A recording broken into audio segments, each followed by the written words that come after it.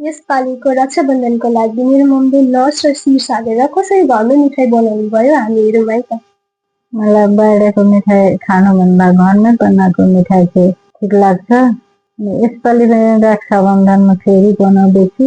मैले 1 कटोरा मुङफली लिएको छु, 1 कटोरा सुजी लिएको छु, आलस लिएको छु, अनि काजु बदाम छोहारा किसमिस कतिवटा इलायची।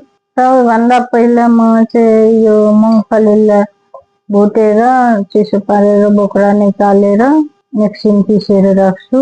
आलस पनि भुटेर पिसेर राख्छु। सुजी घिउमा भुटेर राख्छु।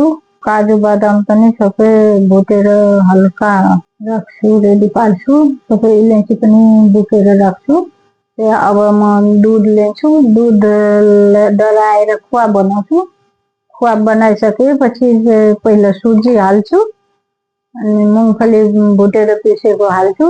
सबै पिसिसकेको सबै कुरा हाल्छु। सबै कुरा हालिसकेपछि एकछिन चलाउँछु।